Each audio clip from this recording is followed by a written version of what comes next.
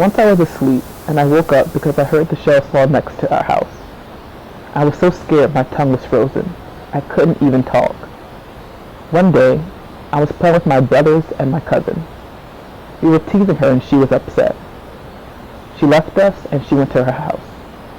That night, a shell destroyed my 9-year-old cousin's house, the one we'd upset during the day. I regret that she died feeling sad. I saw the boat was a dinghy.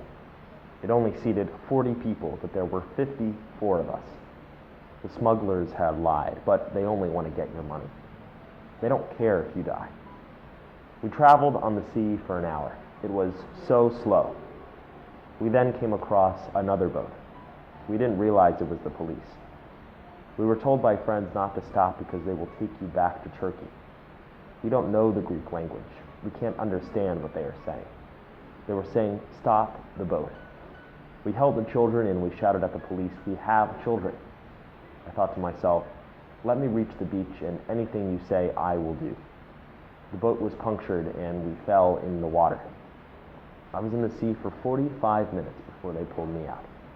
If I live 200 years, I will never forget it. This is the first time in my life I felt I will die. They helped us ashore, but why are they doing it this way? Don't help us the hard way. Help us the easy way.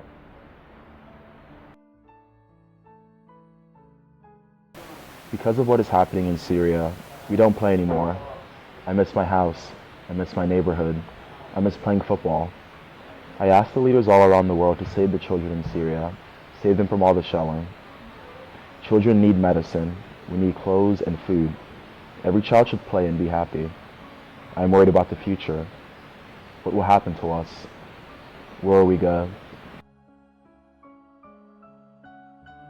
My father went without food for days because there wasn't enough. I remember watching him tie his stomach with rope so he wouldn't feel so hungry. One day, men with guns broke into our house. They pulled out our food, threw it on the floor, and stamped on it so it would be too dirty to eat. Then we had nothing at all.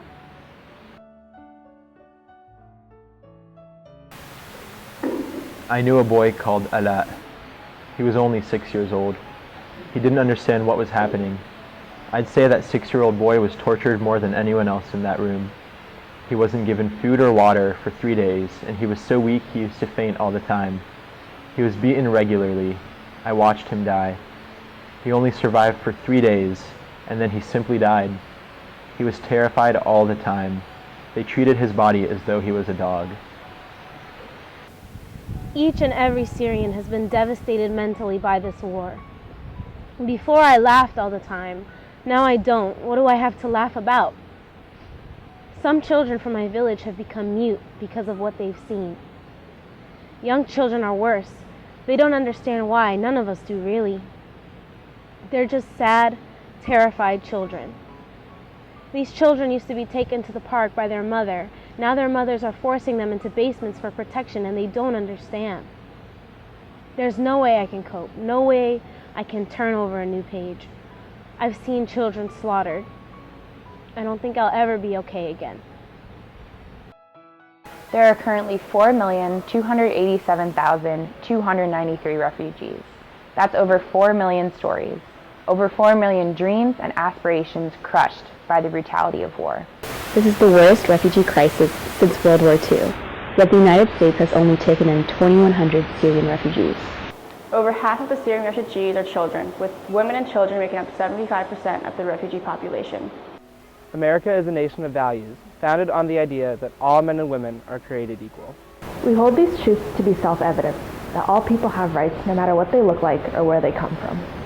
So how we treat refugees defines our commitment to the values that define us as Americans. We believe that families should stick together, that we should look out for each other, and that hard work should be rewarded. You see, it's not just about what you look like or where you were born that makes you American. It's how you live your life and what you do that defines you here in this country. Refugees that come here embody these American values. They've defied all odds to leave behind destruction, threats, and even violence. Bringing your family here to build a better and safer life is a quintessentially American thing to do. We all come from diverse backgrounds and many different places. We are united by a deep respect for those who work hard for a living and a shared commitment to the country we all call home. A bill being debated in the Senate would make it practically impossible for refugees to be resettled in the U.S. So call on your representatives and tell them refugees are welcome.